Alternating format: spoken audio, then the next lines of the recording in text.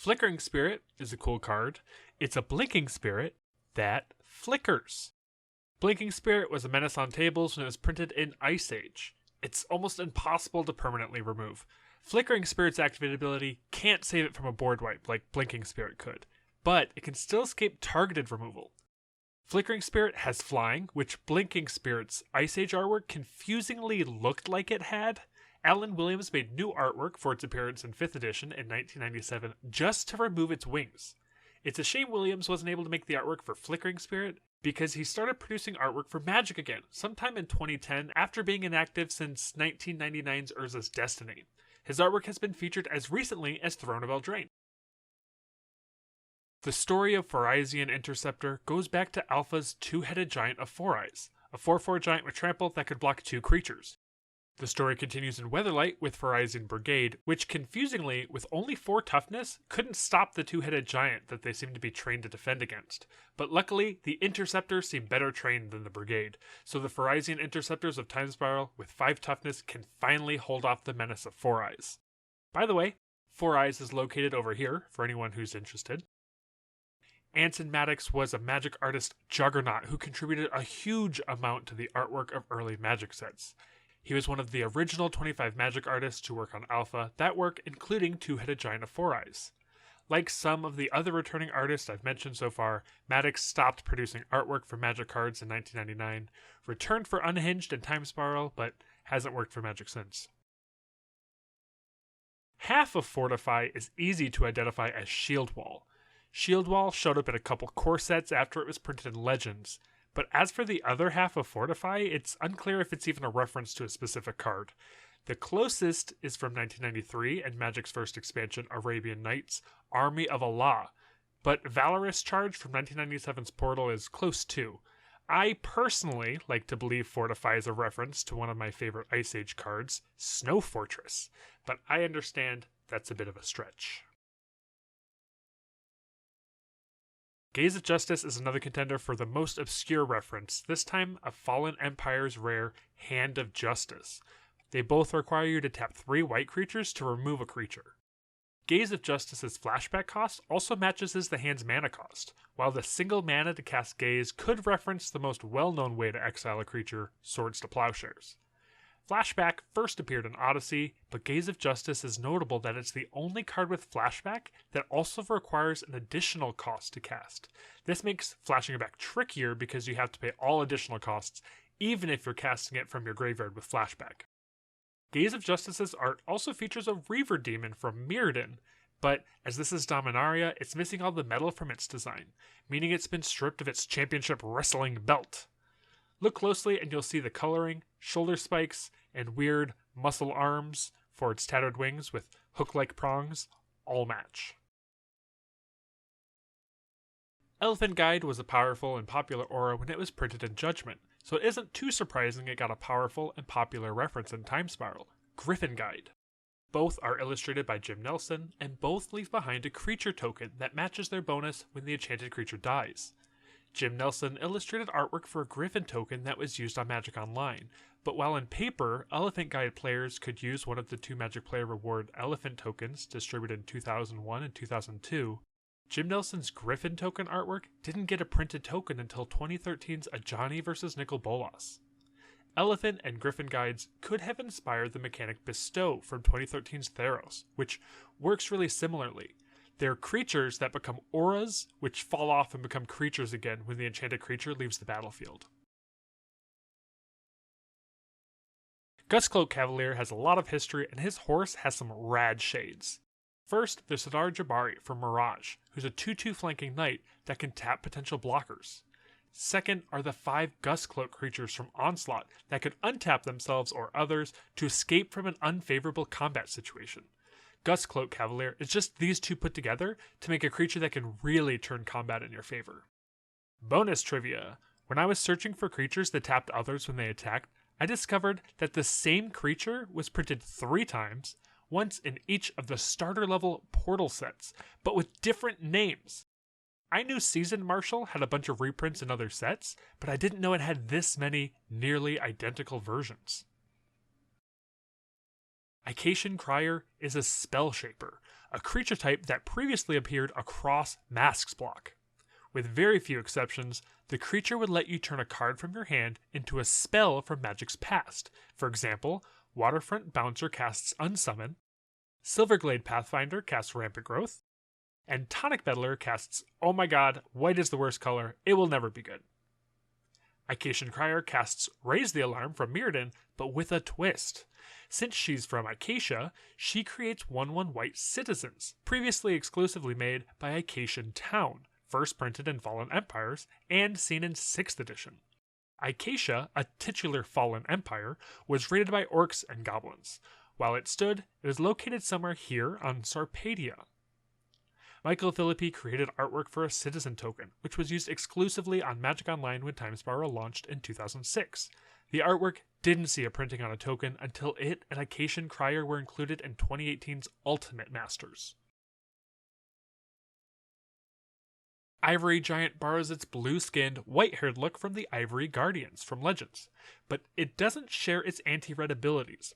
Instead, when it enters the battlefield, whether it was suspended or not, it taps all non-white creatures, mimicking Blinding Light from Invasion. Jedit Ojanen was one of the original legendary creatures from Legends. He was featured in a 2-part comic book series in early 1996. In the second issue, Jedit led a band of cat warriors in a fight against some nasty gargoyles. The story has since been retconned by a number of books, including Jedit, but his cat warriors remain. By the time of Time Spiral, the cat's homeland, the Oasis of Afrava, has been destroyed, but it was located in the Sucurvian desert of Jamura. Jedit's Dragoons follows in the footsteps of Radiant's Dragoons from Urza's Legacy, 2 power, 5 toughness, and gaining you life when it enters the battlefield. The 2/5 stat line, along with Vigilance, also alludes to Ardent Militia. Ardent Militia appeared in a lot of starter level sets from Portal through 8th edition. Knight of the Holy Nimbus has a lot in common with Magic's most famous knight, Alpha's White Knight, but the similarities end at being a 2/2 for 2 white mana.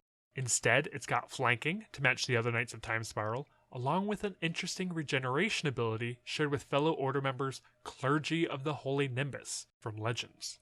I'm not sure what makes this knight a rebel. The creature type feels tacked on to most of the creatures in Time Spiral that feature it, and it feels especially odd on this knight, an enforcer of some kind of sacred order.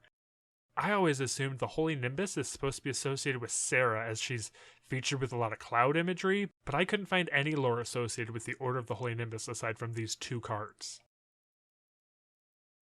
Magus of the Disc is a member of a super popular cycle of human wizards that share their abilities with powerful magic cards of the past. There have been 4 of these sets of wizards printed so far, with this cycle printed in Time Spiral being the first. The cycle and Time Spiral are all based on artifacts. In Planar Chaos, the Magi are based on lands, and in Future Sight, they're based on enchantments.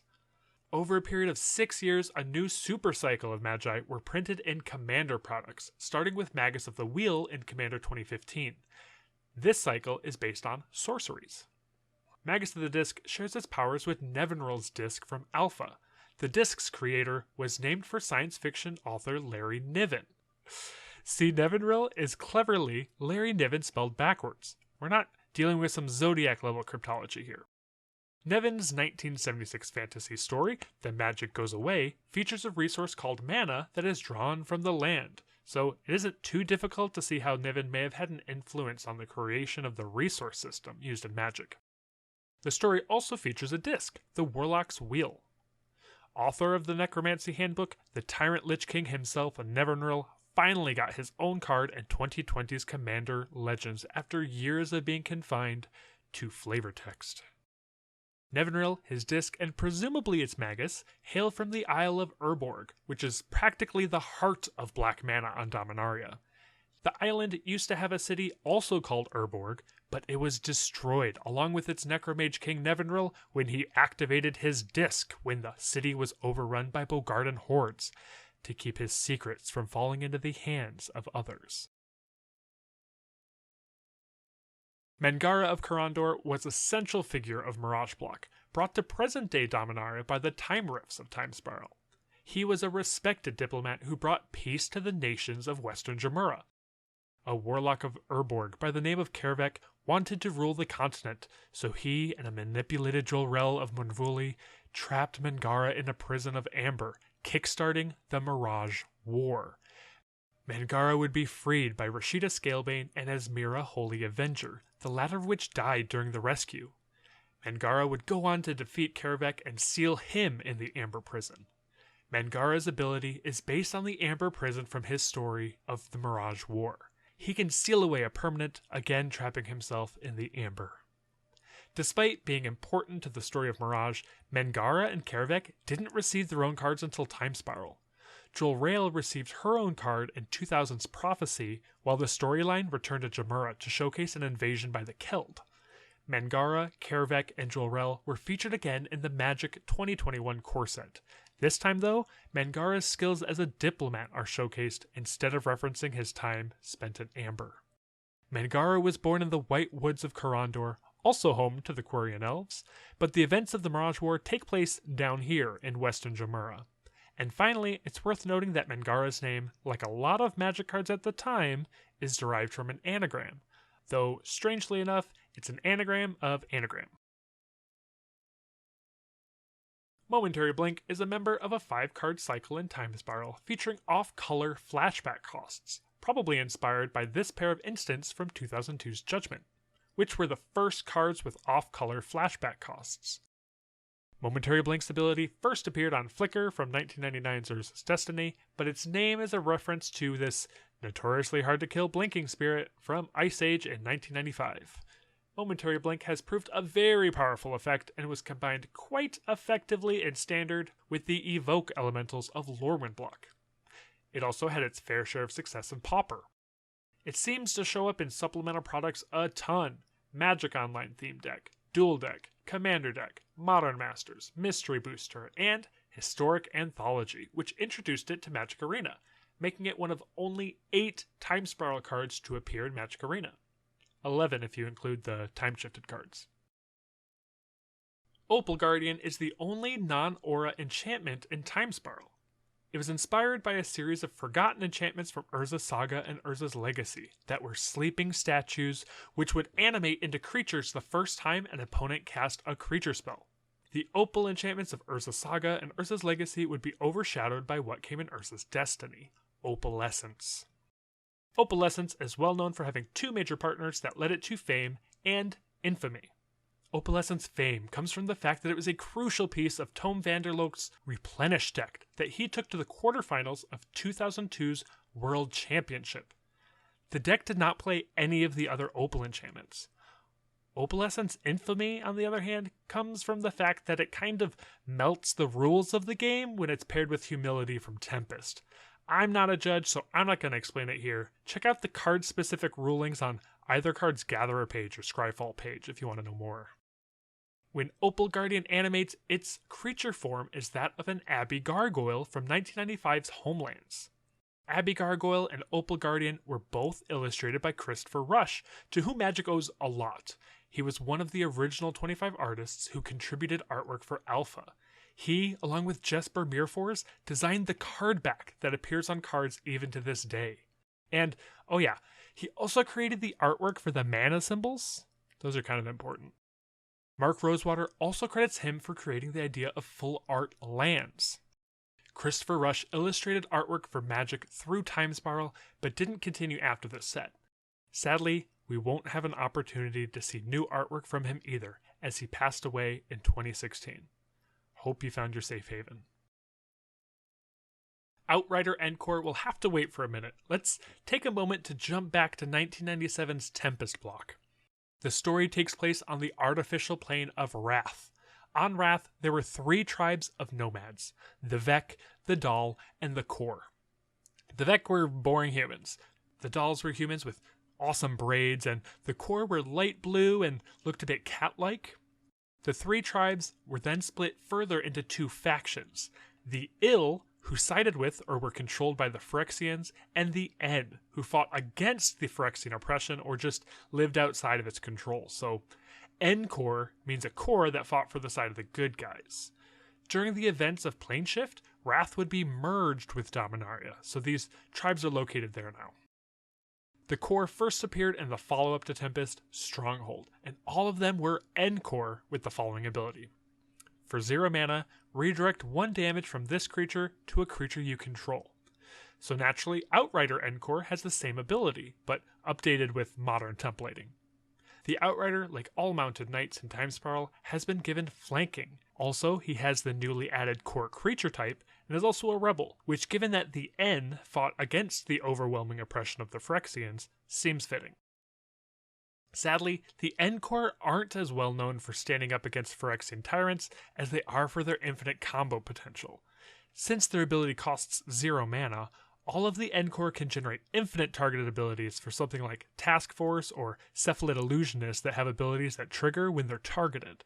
How you want to win from there, I'll leave to your imagination. Pentarc Paladin was one of my favorite cards when Time Spiral was released. It was the face of the mono-white Hope's Crusader theme deck, and it had a lot more flexibility than the cards that inspired it, which I was already acquainted with at the time. Northern Paladin was released in Alpha and was followed by Southern Paladin a couple years later as part of Weatherlight, complete with matching flavor text. These two were both 3/3s for 4 that could tap to destroy either a black or a red permanent.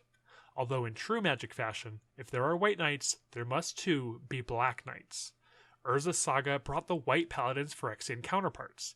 They had matching stats, but couldn't hit any permanent, just creatures, to match black's color pie restrictions. The 4 paladins were collected from across time and were the main focus of 7th edition. They were featured in a bunch of the new card art and had their own little story that was spread across flavor text in the set. Pentarc Paladin has been upgraded with a horse and flanking to match, and, like their name would suggest, can choose any of the 5 colors as their favorite enemy, including, for the first time, white. I think he's much more like the deal with the devil, that you didn't read the fine print on the contract, right? Right, this but is not Valky, betrayal. Loki is a devil. It's exactly is Tybalt in in the set, so that's why part of that, like, it is a deal with the devil, so I expect it to be Loki, even though I guess Loki, Valky, and Tybalt are different. He's just taking his place in the set. But we're going to talk about Karfel again soon.